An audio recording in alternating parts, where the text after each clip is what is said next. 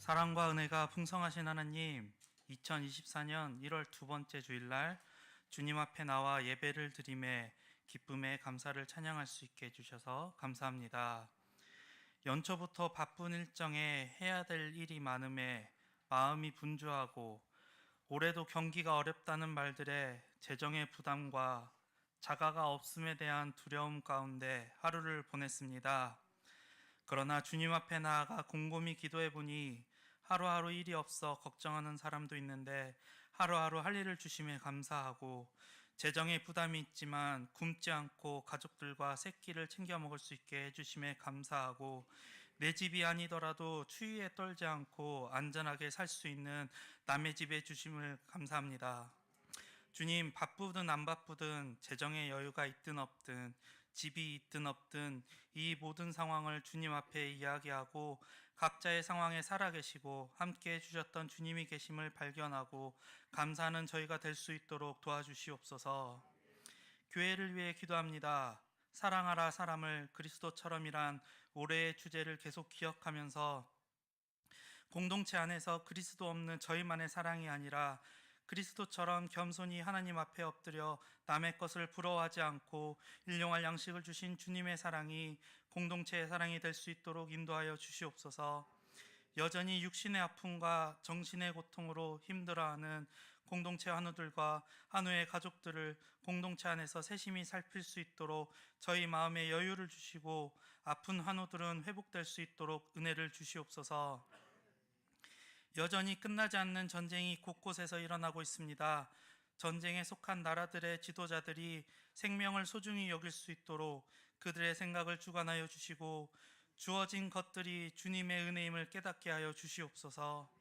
지진으로 피해를 입은 일본에 속히 피해를 복구할 수 있도록 도와주시고, 부상자와 사망자가 생긴 가족들에게 위로를 주시옵소서. 자국 우선주의가 강해지고 있는 시대에 타국에 계신 선교사님과 가족들을 지켜주시고 담대히 전하는 주님의 말씀이 선포되는 곳에 복음이 전파될 수 있도록 주님의 영광을 드러내 주시옵소서. 예배 시간 가운데 저희의 마음에도 복음이 더욱 드러나고 선포되어질 수 있도록 저희의 눈과 귀를 열어주시고 말씀을 전하시는 목사님에게 담대함을 허락해 주시옵소서. 예배를 받아주실 주님을 기대합니다. 이 시간 주님을 만날 우리의 마음을 소망합니다. 감사드리며 예수님의 이름으로 기도드립니다. 아멘. 로 기도드렸습니다. 아멘.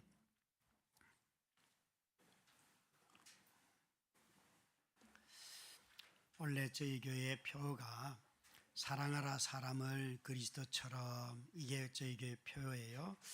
우리 한번 아주 외우기 위해서 옆에 사람에게 한번 실습을 하도록 하겠습니다. 옆에 분을 보면서 먼저 둘이 딱 눈이 마주치는 분 중에서 내가 너보다 좀 잘생겼다, 확신이 드시는 분이 먼저 하는 거예요. 자, 둘둘 짝을 지으시고, 자, 둘이 짝을 지으셨어요. 네, 자, 해보세요. 시작.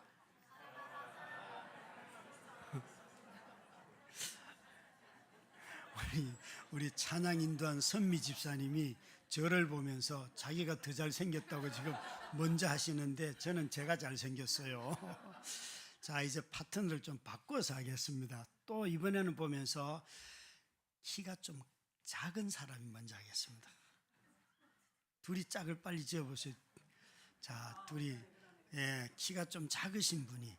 자, 시작. 사랑하라 이기로 집사님을 그리스도처럼. 지난주에도 말씀드렸지만 이 구절에 사랑하라는 말은 웬만하면 다 좋아해요. 그런데 어려운 것은 그리스도처럼이에요. 사람을 어떻게 그리스도처럼 사랑할 수 있을까? 우리는 적당히 사랑하고 대충 사랑하고 사랑하는 척하는 것은 사실 어느 정도 할 수 있는 경륜과 학습이 다 돼 있어요. 그래서 아이들도 저를 보면서 또 하는 척한다, 이렇게 아이들도 말을 해요. 그냥 언제든지. 그래서 듣는 척하는 것도 잘 하고요. 아이들에 의하면 그래요. 우리 아빠는 우리 얘기 안 들어. 그런데 듣는 척을 잘해. 애들이 저한테 하는 말들이에요. 여러분, 사랑하라 사람을 그리스도처럼, 사실 굉장히 이 마지막 문장이, 마지막 단어가 너무 어렵습니다. 심지어 갈라디아서 6장 13절부터 14절 말씀에 보면 이렇게 말씀을 하시는데, 같이 한번 읽겠습니다. 갈라디아서 6장 13절부터 14절 말씀입니다. 시작. 형제들아, 너희가 자유를 위하여 부르심을 입었으나 그러나 그 자유로 육체의 기회를 삼지 말고 오직 사랑으로 서로 종노릇 하라. 온 율법은 내 이웃 사랑하기를 내 자신같이 하라 하신 한 말씀에서 이루어졌나니, 여기에 사랑으로 종노릇하라 이렇게 말씀하셔요. 바울 사도는 갈라디아 교회를 향하여서 오직 사랑 안에서 서로 종노릇해라. 그런데 왜 사랑 안에서 종하고 연결시켰을까요? 너희에게 하나님이 율법에서 은혜로 말미암아 너희들을 구원해서 이제 자유인이 되었는데, 너희가 그 사랑 안에서 너희에게 부어진 이 은혜로 말미암아 자유를 누리게 되는데, 죄로부터 자유하고 용서로부터 자유하고 얼마나 큰 은혜를 우리가 누리는데, 이제는 그것 가지고 너희 자신을 위하여 쓰지 않고 사랑하라 라고 말씀하시면서 이렇게 붙였어요. 종노릇하라. 참 어려운 말이죠, 여러분. 그러니까 사랑을 하는 사람은 자신의 자유를 포기해야 된다는 거잖아요. 엄마가 아이들을, 아빠가 아이들을, 배우자를 사랑하려고 하면 자신의 자유를 끝까지 주장하면 우리는 사랑할 수 없잖아요. 바울 사도는 모든 그리스도인의 삶이 바로 사랑을 하려고 하면 자신의 자유를 제한해야 하고, 또 자신을 희생해야 하고, 심지어 권리도 포기해야 되는, 이것이 바로 사랑이라는 거예요. 그러니까 사랑하라 사람을 그리스도처럼 이라는 말 속에는 나의 자유를 가지고 자기를 위하여 사용하지 않고 기꺼이 다른 사람의 종이 되려고 하는 마음을 가질 때에만 이 말씀을 따를 수가 있는 것이죠. 곧 사랑은 복종입니다. 복종. 사랑은 복종입니다. 우리가 예배하면서 나를 하나님 앞에 드립니다, 주께 드립니다 할 때 이 드린다는 말이 사실은 복종이라는 뜻이에요. 영어로 표현하면 surrender예요. 이것은 강제적인 어떤 억지로 하는 말의 뜻이 아니고 자발적으로 내가 너무 기뻐서 나를 드리는 것을 surrender라고 하는 것입니다. 그러니까 사랑하는 자는 복종하기를 기뻐해요. 그런데 우리가 누구에게 먼저 복종할까? 이것이 오늘 드리려고 하는 말씀이에요. 사실 누군가에게 자신을 준다, 또 사랑한다 하는 이 말의 뜻에는 모든 개념이, 중보적인 개념이 담겨 있습니다. 왠가 하면 사랑하는 사람은 자기 자신을 희생해서 이 사람과 저 사람을 연결시키려고 하고, 또 죄인과 하나님을 연결시키려고 하고, 이 모든 희생은 가만히 보면 누군가를 회복하기 위해서 쓰는 단어이기 때문에 중보적인 성격이 있다는 거예요. 그것은 나 자신이 아니라 누군가를 돕고 섬기는 일에 쓰기 때문에 그렇습니다. 그래서 우리 모두가 다 교회에서 하는 모든 일들은 다 자신을, 자유를 제한하고 누군가를 위하여 자기를 희생해야 되는 이런 중보적인 성격을 다 가지고 있습니다. 이것은 교회뿐만 아니라 세상도 그런 방식으로 운영을 해야지만 세상 안에 샬롬이 임하는 것입니다. 그렇게 하지 않으면 항상 갈등이 생기죠. 이 자발적인 사랑의 자리이기 때문에 이런 중보적인 성격, 자기 희생적인 성격을 가지고 있습니다.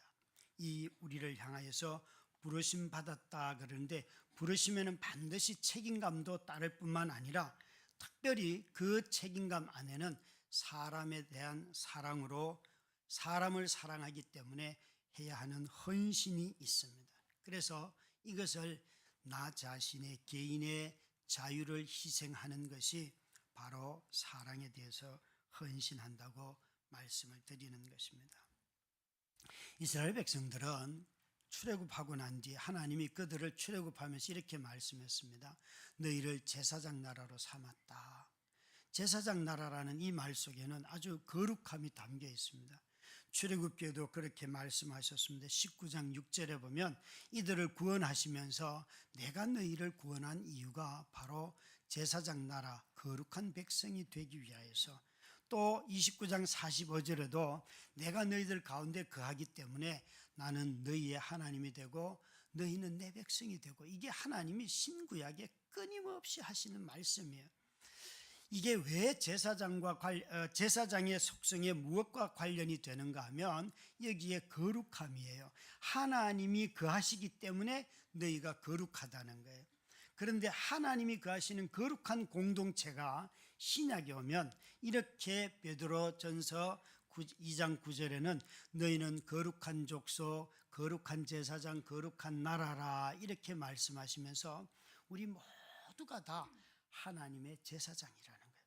구약도 여러분 아론만 제사장이 아니고, 아론이 제사장인 것은 오늘 말씀처럼 이스라엘 백성들이 거룩한 제사장 나라여 제사장이 되었는데 그것의 대표격으로 아론을 말씀하시는 거예요. 이스라엘이라고 하는 나라는 온 세상 열방 가운데 거룩한 제사장으로 부름을 입었어요. 그건 우리도 마찬가지예요. 우리도 온 세상 가운데서 거룩한 제사장으로 부름을 입은 무리들이에요. 그런데 우리는 모두가 다 제사장이고 모두가 다 동일한 것이라고 생각을 하고 있잖아요. 그들에게 그러면 어떻게 이런 너나 나나 똑같은 정체성을 가지고 있는데도 불구하고 서로 어떻게 제사장의 역할을 감당할까라고 말할 때에, 그때에 바로 사랑으로 종노릇하지 않으면 이 제사장의 직분을 감당할 수가 없는 거예요. 여러분, 하나님께서 너희 이스라엘 공동체 전체가 거룩한 공동체고 내 제사장의 나라다, 제사장이다 라고 했기 때문에 여기에 16장에 나타나는 고라 자손이나 나단이나 아비람이나 온과 같은 사람들은 아니 하나님이 모세만 쓰십니까? 아론만 쓰십니까? 우리도 제사장으로서 부름받은 자들입니다 라고 말을 했어요. 그에 대해서 하나님이 정말 그런가 아닌가는 다시 말씀을 하시는데, 이스라엘 백성들을 우리가 전체가 다 제사장 나라라는 이 사실을 먼저 잊지 마셔야 합니다. 이들을 통하여서 하나님께서 무엇을 세상에 알리기를 원하시는지 기억을 해야 합니다. 제사장이 되면 가장 먼저 할 일은 민수기 15장에 보니까 마지막에 그들이 언약의 땅, 약속의 땅에 들어가지 않으려고 할 때 제사를 통하여서 회복하고 난 뒤에 이들이 마지막에 이상한 말씀을 하셨어요. 41절이나 40절에 보면 하나님께서 너희들의 이 옷깃에 이렇게 실로 짠 방울을 달아서 너희가 내 백성인지 아닌지 기억하도록 해라. 그리하면 너희가 내 백성이고 내가 너희 하나님이 될 것이다 라고 말씀을 하세요. 그러니까 여기에 놀랍게도 민수기 15장 끝에 보면 제사장의 지위와 제사장 나라의 일부라는 이 소명을 무엇과 함께 기억하도록 하시는가 하면 약속의 말씀과 함께, 이 말씀을 너희가 순종하면 이 방울을 볼 때마다 그 말씀에 순종하라는 것이에요. 이게 여러분 좀 복잡한 얘기 같지만 지금 뭘 얘기하려고 자꾸 이 얘기를 끌고 오는가 하면, 이스라엘 백성 전체가 제사장이고 하나님 나라의 백성 전부가 제사장이면 그러면 모세는 누구이고 아론은 누구인가? 아니 모든 백성들도 다 똑같은데 라고 주장을 하는 동등함을 지금 얘기하는 거예요. 그런데 조금 전에 이렇게 말씀했어요. 사랑은 자기 자신의 자유를 제한하고 종노릇한다 그랬어요. 이 동등함을 내려놓는 방식이 뭔가 하면 내가 사랑 안에서 종노릇하겠다는 거예요. 우리 모두는 똑같은 지위와 똑같은 백성으로 거룩한 나라요 거룩한 제사장으로 부름을 입었어요. 그런데 우리 하나님께서 우리 각각의 사람들에게 동일한 제사장의 거룩함을 주셨지만 우리가 서로가 서로를 대할 때 너나 나나 다 똑같아 라고 말하며 주장하는 것이 아니라 사랑으로 종노릇한다는 거예요. 이게 하고자 하는 말씀이에요. 그러니까 그리스도께서 우리에게 하신 말씀을 가만히 하신 사역을 보십시오. 이분은 하나님과 동등된 분인데 우리와도 똑같은 인간이 되셨어요.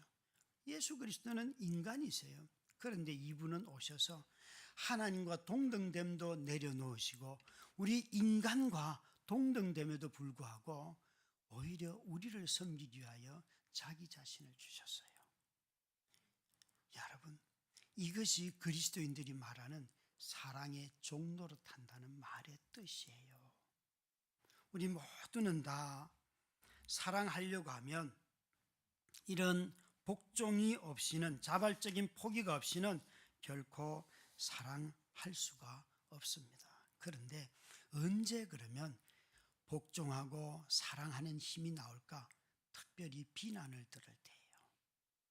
아주 비난받을 때 자기 자신이 어떻게 그 비난을 이기는가? 이 민수기 16장 전체가 보면 사실은 모세와 아론이 비난 듣는 장면인데요. 가장 먼저는 고라의 자손이 나와서 너희만 제사장의 역할을 하느냐? 우리도 할 수 있다 라고 말하였습니다. 이 비난 들을 때 가만히 보면 사람들은 다 자기 자신이 비난받을 때에 어떻게 행동하는가를 보면 그의 정체성을 알 수가 있어요. 명확하게 알 수가 있어요.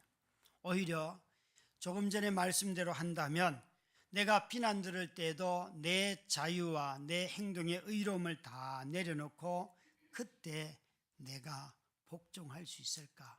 누구에게? 제일 먼저 모든 복종은 누구로부터 어디에서 일어나는가 하면 하나님 앞에서. 사람들로부터 비난 들을 때에 내가 하나님 앞에 엎드릴 수 있을까? 이것이 사랑을 하는 데 있어서 출발점이에요. 여러분 여기 4절 말씀에 16장 4절 말씀에 보시면 고라와 르벤 자손의 아들 다단과 아비람과 온이라는 사람이 나와서 이렇게 말하였습니다. 하나님이 너희만 높이냐? 우리도 높인다라고 말하였더니만 4절에 이렇게 말합니다. 모세가 듣고 엎드렸다가 총회 위에 왜 너희들만 높이냐? 우리들도 다 구원받은 백성이고 제사장의 나라고 하나님이 우리를 택하였는데 왜 너희 둘만 자꾸 높이느냐? 라고 말을 하니까 모세가 하나님 앞에 엎드렸다는 것이에요. 그리고 엎드렸다가 나오면서 제안을 합니다. 5절은 같이 읽습니다.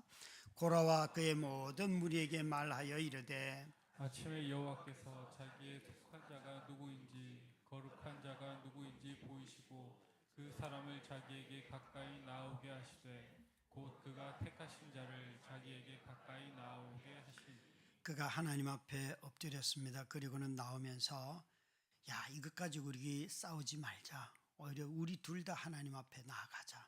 그래서 하나님이 누구를 불러서 이 일을 하게 하시는지 한번 봅시다. 그렇게 제안을 했어요. 그런데 여기서 끝난 게 아니에요. 또 그들이 모세와 아론의 지도력을 비난하는데 이번에는 르벤 자손들이 나와서 비난합니다. 다단과 아비람과 온이 나와서 비난을 하는데 13절부터 14절 말씀을 함께 읽습니다.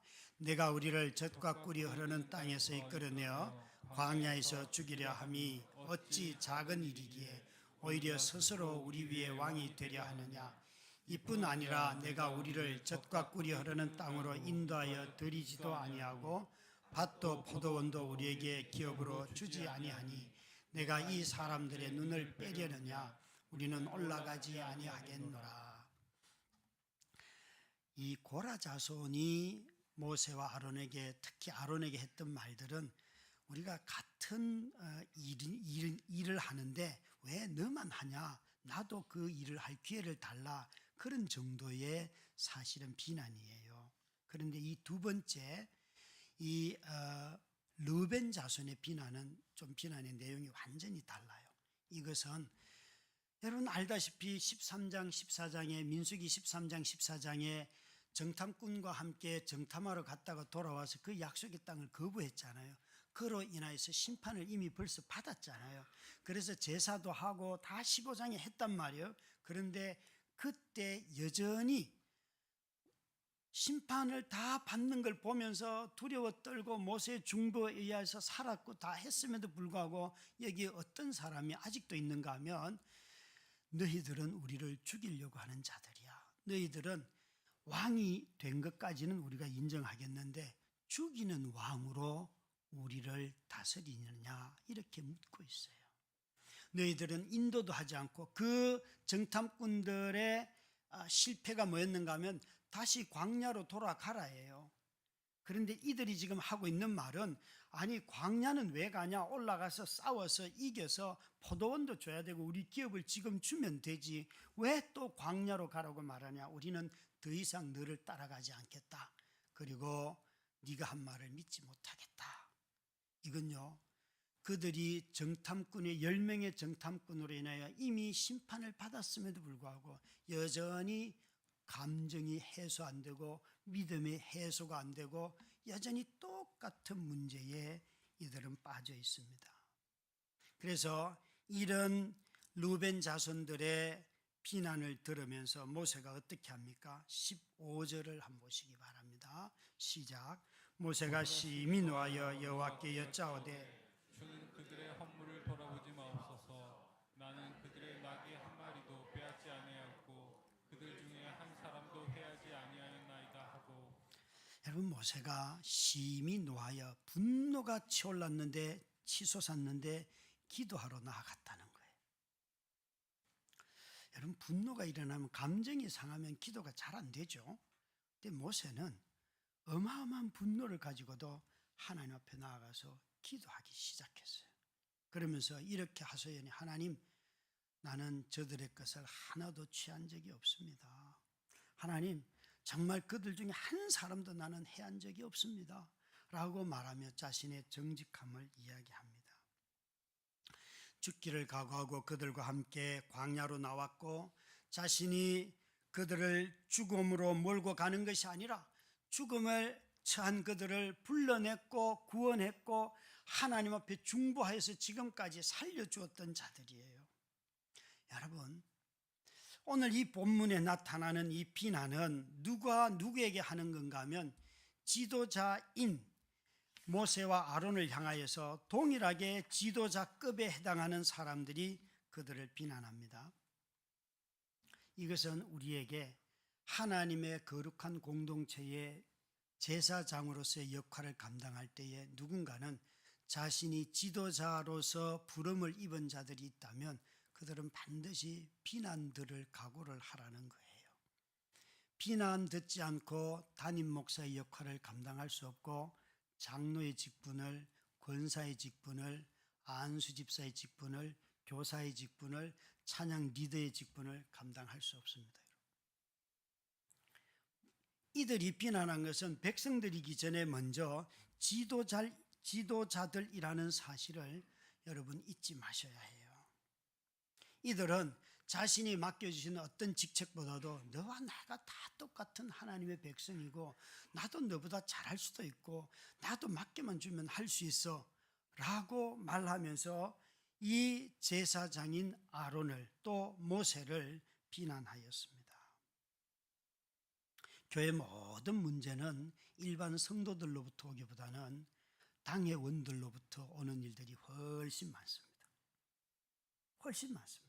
그건 당회원이라고 하는 것은 목사를 포함해서 모든 교회에 지도하는 자들로부터 옵니다. 그런데 무엇이 문제인가 하면 이 지도자들이 문제가 생겼을 때 하나님 앞에 엎드리지 않고 자신들의 꾀를 가지고 지혜를 가지고 그 문제를 자꾸 풀려고 해요. 풀릴 것 같아요. 뭔가 해결되는 것 같아요. 그런데 핵심은 뭔가 하면 그런 실제적인 문제는 풀릴지 몰라도 사람의 심성이 변하지 않는다는 거예요. 정말 우리에게 있어서 지도자들이 문제를 해결하려고 하면 그 어떤 문제보다도 먼저 무엇을 해야 하는가 하면 하나님께 복종하셔야 합니다. 하나님께 엎드리는 일이 없이는 절대 사랑할 수 없습니다. 오히려 사랑하기는커녕 자기를 누가 지지하는가 이런 것만 가려내려고 하고 자꾸만 여러분 갈등을 만들어내려고 해요. 아니요, 여러분, 갈등은 언제든지 생기는데 이것을 해결하는 방법은 우리의 지혜를 모으기 전에 먼저 지도자들이 하나님 앞에 엎드려야 합니다. 말로만 문제 해결하려고 하면 절대 문제 해결 되지 않습니다. 당회원 여러분들, 당회원으로서 장로의 직분을, 목사의 직분을 감당하려고 할 때에 성도들로부터 비난 듣지 않고는 이 직분을 감당할 수 없습니다. 쉽게 여러분, 성도들의 어떤 취향이나 이런 것에 이끌려가기 시작하면 사람들로부터 인정을 받을지는 몰라도 하나님이 싫어하는 일도 마치 사람들이 다 동의하니까 이 일을 해도 됩니다라고 결정할 수도 있습니다. 그럴 때는 교회가 엄청난 시험에 빠질 것입니다. 무엇이 안 변하는가 하면 하나님을 향한 열정이 회복이 되지 않습니다.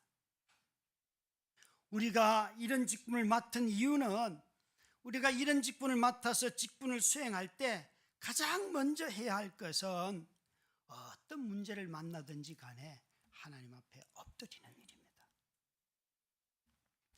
이스라엘 백성들이 홍해를 건너고 3일 길을 가서 수르라고 하는 광야에서 걷는 동안 3일을 물을 먹지 못하였어요. 그런데 3일 뒤에 나온 장소가 마라라고 하는 아주 쓴 물이 있는 곳이었어요.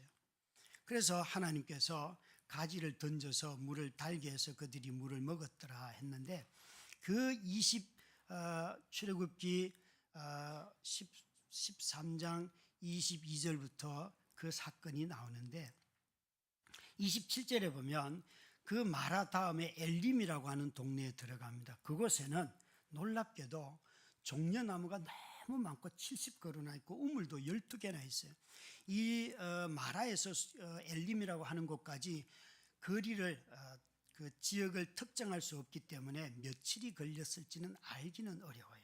그러나 성경이 기록된 방식으로 한다면 얘들이 조금만 참았으면 물이 많은 곳에 가는데도 그걸 참지 못해서 어마어마한 원망을 쏟아냈어요. 그랬더니만 하나님이 이렇게 말씀하세요. 내가 너희들이 내 말에 순종하는지 아니하는지 이제부터 앞으로 한번 시험을 해보겠다. 그러면서 쓴 물을 달게 해주시면서 하신 말씀이에요. 이제부터 너희가 내 계명과 내 말에 순종하면 애굽에서 내렸던 모든 질병이 다 사라질 것이다. 너희에게 하나도 내리지 않을 것이다 라고 말하며 이제부터 너희를 내가 시험한다 그랬어요. 만나 사건에서만 시험한 게 아니에요.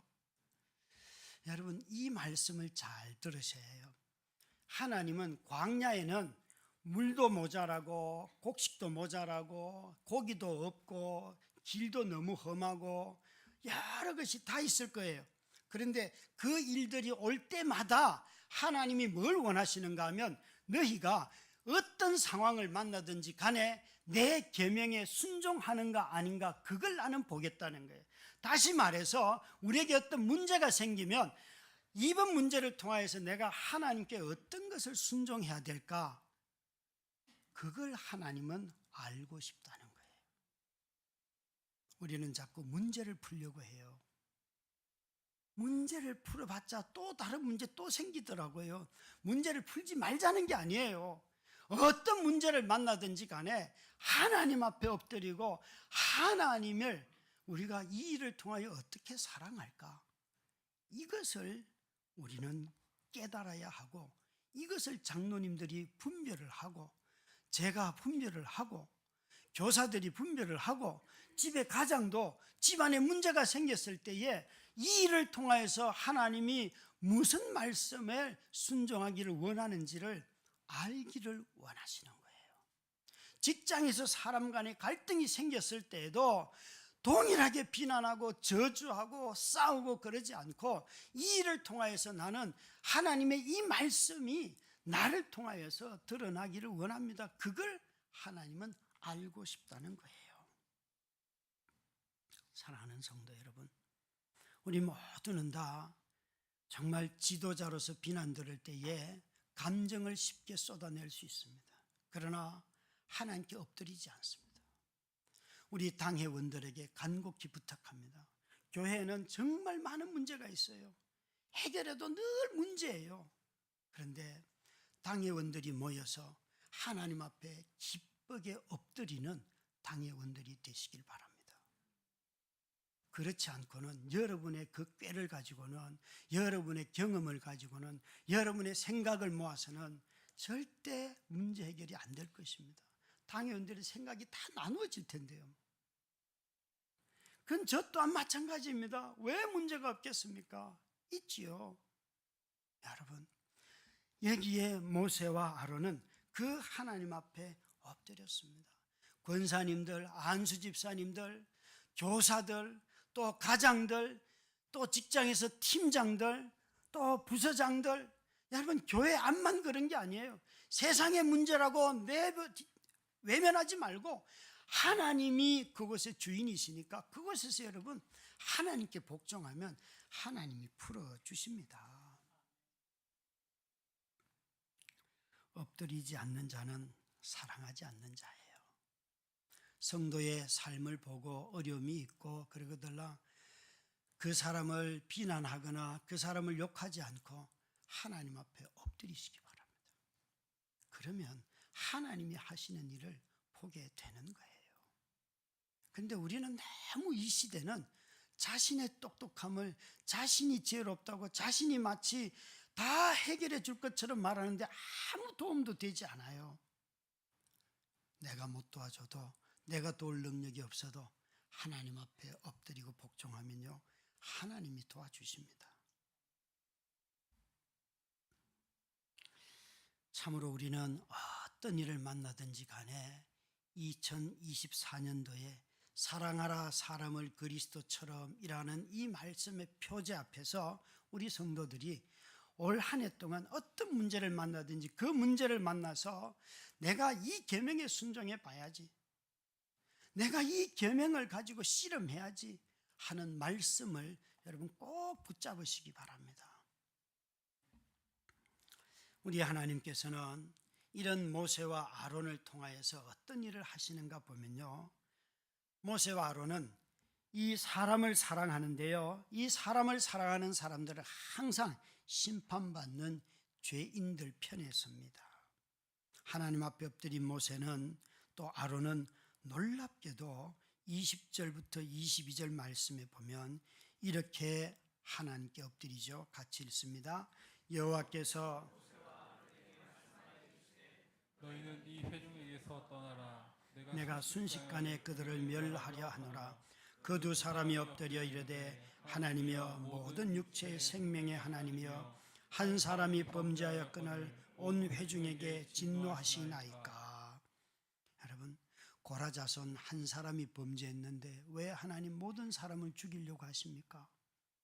모세가 하나님 앞에 엎드려서 하는 간구의 기도예요. 하나님, 맞아요, 저 집 다 죽여야 돼요. 이렇게 모세는 하지 아니하고 놀랍게도 엎드려서 하나님, 용서를 구하고 있어요. 하나님의 진노의 무서움을 아는 자들은 죄인들을 용서해 달라고 하나님께 기도하는 자들입니다. 진노의 무서움을 모르는 자들은요, 용서를 구하는 기도를 하지 않습니다. 여러분, 용서를 구하는 곳에 생명의 역사가 있고 출산의 역사가 있고 거듭나는 역사가 있는 겁니다.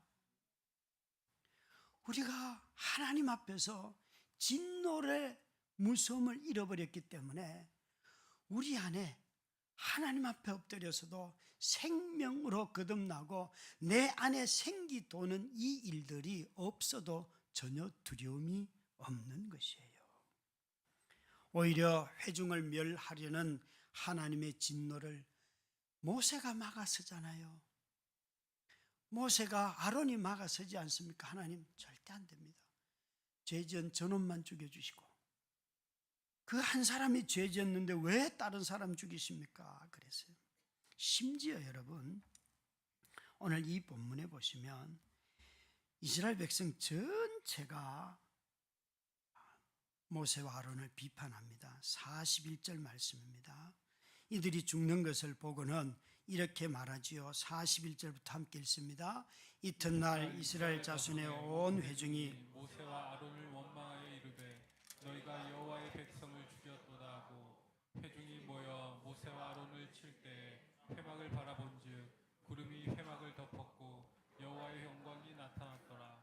모세와 아론이 회막 앞에 이르매 여호와께서 모세에게 말씀하여 이르시되 너희는 이 회중에게서 떠나라. 내가 순식간에 그들을 멸하려 하노라 하시매 그 두 사람이 엎드리니라.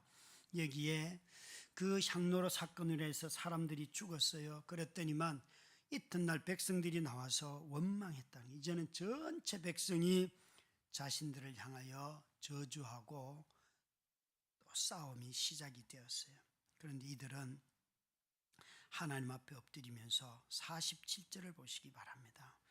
아론이 모세의 명령을 따라 향로를 가지고 회중에게로 달려간즉 백성 중에 연병이 시작되었는지라.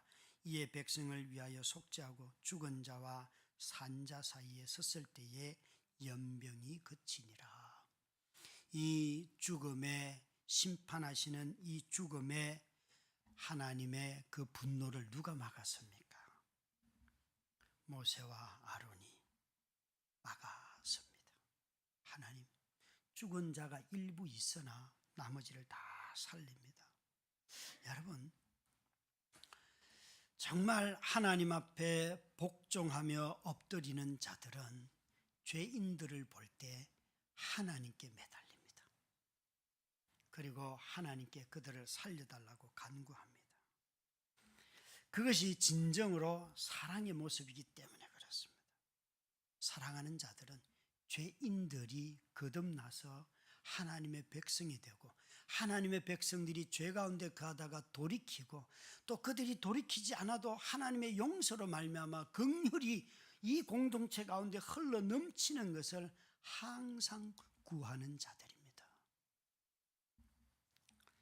모세는 하나님 앞에 엎드렸습니다. 문제를 만날 때마다 분노를 가지고도 하나님 앞에 엎드렸습니다. 끊임없이 문제를 해결하면서 그들을 하나님 앞으로 초대합니다. 얘들아, 향로를 들고 하나님 앞에 서자. 하나님이 어떻게 하실지 한번 보자. 그러면서 그는 사람들과 함께 문제를 해결하는 것 같지만 사실은 하나님 앞에 서서 하나님의 은혜와 긍휼을 구하는데 그 하나님을 거부하기 때문에 그들이 이 초대에 응하지 아니하고 하나님이 그들을 심판한 것입니다. 사랑하는 성도 여러분, 우리 모두는 다 모세의 이런 태도를 보면서 기억해야 합니다. 우리는 문제가 일어났을 때에 먼저 해결하려고 우리가 모여서 회의를 하기 전에 먼저 하나님께 우리의 문제를 맡겨드리는 일이 먼저입니다. 그래서 하나님께 맡긴다는 것은 무책임한 것을 말하는 것이 아닙니다. 하나님의 도우심을 구하고 하나님이 어떻게 풀어가시는지를 보고자 하는 것입니다. 이런 사람들은 그래서 사람을 사랑하고 완악하고 죄인들을 사랑하고 늘 자신을 비난하는 사람들이 있어도 그 사람이 무너지지 않는 이유는 하나님께 엎드리기 때문에 그렇습니다. 여러분, 늘 배우자로부터 비난 듣습니까? 하나님 앞에 엎드리십시오. 어느 순간 그 배우자의 비난의 소리가 달콤한 사랑의 언어로는 들리지 않겠지만 그 언어로 비난하는 것이 내 마음에 아무런 영향을 끼치지 못하는 날이 올 것입니다. 그리고 그 소리가 점점 작아집니다. 또 누가 비난하지 않아도 항상 자기 자신을 자기가 비난하는 사람이 있습니까? 하루 종일 수고하고도 잠자리에 들려가면 또 해야 할 일이 있고 또 못 마친 게 있고 또 부족한 게 있고 그 다 자기 비난입니다. 여러분, 잠자리에 들 때에 이런 부족함이 자꾸 보이거들라 여러분, 하나님 앞에 엎드리십시오. 하나님, 저 오늘 일할 만큼 했어요. 그런데 또 이런 게 보이고 저걸 해야지만 내가 살 것 같고 또 긴장이 되고 그러는데 그럴 때 하나님께 하나님 저 보호해 주세요. 그리고 잠드시기 바랍니다. 여러분 정말 우리는 아주 중요한 시점에 교회가 도달하고 있습니다. 20주년을 맞이해서 교회가 생각하고 어떻게 우리의 일들을 교회를 또 이끌어 가야 할까? 코로나가 지나고 난 뒤에 그런 생각들을 모으는 시기가 왔습니다. 그러나 기억해야 합니다. 우리 모두가 다 먼저 정말 교회를 사랑하기 때문에 먼저 하나님 앞에 엎드리자. 성도를 사랑하기 때문에, 세상을 사랑하기 때문에 우리가 다 하나님 앞에 엎드리자. 여러분, 그래서 하나님 앞에 엎드리는 것을 거룩한 양보라고 할 수 있는 거예요. 하나님, 하나님께 맡깁니다. 하나님이 해결해 주십시오. 어제 저녁에 미국에 있는 후배 목사가 전화가 왔어요. 형, 우리 아들이 마약하는 것 같아. 그러면서 막 우는 거예요. 그러면서 기도를 부탁을 해서 같이 기도를 했어요. 제 기도가 끝나자마자 그 친구도 또 기도를 하면서 이러는 거예요. 이 아이를 하나님이 내게 어떤 선물로 주셨는지, 결혼 생활이 오랜 시간 동안 얻은 첫째 아이였어요. 어려운 가운데 얻은 아이예요. 이 아이가 처음 교회 가서 말을 하고 이제 걸어 다니고 할 때쯤 되었을 때에 어느 날 아이가 이러더라는, 교회 들어가는데 누가 자꾸 나를 불러 이러더라는 거예요. 그래서 아빠가 그게 하나님이 너를 부르는 거야. 그리고 또 이렇게 교회 같이 가면 자꾸 어떤 말씀을 들으면 그 말씀이 자기 말씀이라고 얘기하던 그런 아이라는 거예요. 청소년기를 잘 지냈지만 청년기에 그만 가족이 큰 어려움을 겪으면서 이 아이가 인생의 폭풍 속에서 믿음을 잃어버리고 자기 마음대로 살고, 그렇지만 세상에서는 잘 나가고 일을 하고 살았는데 이제는 뭐라고 말할 수 없는 장성한 자가 되었어요. 40이 다 된 아들인데 그 아들에게 뭐라고 말하겠어요? 그 아빠가 이제는 더 이상 할 말이 없습니다. 그러면서 울면서 기도하기 시작하더라고요. 그 기도를 같이 했어요. 하면서 하나님이 이 아이가 처음 우리에게 선물로 주셨을 때 이 약속을 주셨고, 이 아이가 세례를 받을 때, 유아 세례를 받을 때 하나님이 어떤 말씀을 주셨고, 이 아이가 청소년기를 지날 때 어떤 약속을 하셨고, 이 아이에게 하나님이 내게 주신 약속은 이것이고, 여러분 신명기 말씀이 뭐예요? 이 백성들이 다 이 약속을 버려도 나는 너희들과 한 약속을 지킬 거다. 그러면서 그 약속을 붙들고 있잖아요. 그 목사님이 그 자기 아들을 붙들고 어긋나고 돌아올 것 같지도 않은 그 아들을 붙들고 약속을 붙들고, 하나님 여기 약속이 있습니다. 저는 그걸 보면서 부끄럽고 또 도전이 되고, 제 세 자녀들 중에 믿음을 버린 아이는 없지만 나는 우리 아이들이 좀 더 뜨겁게 주님을 사랑하고 더 헌신을 하고 그러면 좋겠는데 늘 적당히 하는 것 같고 대충 하는 것 같고, 그래서 얘들아 하나님 섬기는 건 이렇게 해야지. 에이 그거는 아빠가 하는 일이고. 그걸 여러분 아이들에게 자꾸 구박했어요. 너 이번 주 헌금했냐? 계좌이체 했냐? 이런 거 물으면 왜 아빠가 우리를 의심합니까? 실제로 안 하지 않냐? 그러면 그건 사실일지라도 그런 거 있잖아요. 그런데 하나님 앞에 울지 못하는, 자식을 위하여 울지 않는 저의 모습을 보면서 그 목사님으로부터 큰 도전을 받았어요. 여러분 정말 우리의 삶에 문제들이 왜 없겠습니까? 하나님을 거역하는 일들이 내 속에도 있고 또 공동체도 있고 나라도 있고 곳곳에서 그런 지도자들이 얼마나 많습니까? 여러분 이 양극화된 이 민족을 양극화되어서 아주 공개적으로 저렇게 정치 테러를 하고 살인을 하는, 살인 미수에 거치는 어마어마한 일들이 일어나는 이 땅을 보면서 저와 여러분이 다른 누구에게 너는 내 지지자냐 아니냐 그것 따지기 전에 먼저 하나님 앞에 함께 엎드리십시다. 그러면 하나님이 어떻게 이 민족을 변화시켜 가실지 볼 수 있는 것입니다. 사랑하는 성도 여러분, 사람을 사랑하는 사람은 하나님께 먼저 복종합니다. 하나님께 복종하는 사람이 사람을 사랑할 수 있고 진심으로 그 영혼이 거듭나는 것을 보게 됩니다. 우리 다드림교회가 2024년도에 이 사랑에 흠뻑 젖어서 살기를, 이 복종의 은혜가 사랑으로 여러 곳에서 흘러 넘치기를 주의 이름으로 축원합니다. 우리 함께 찬양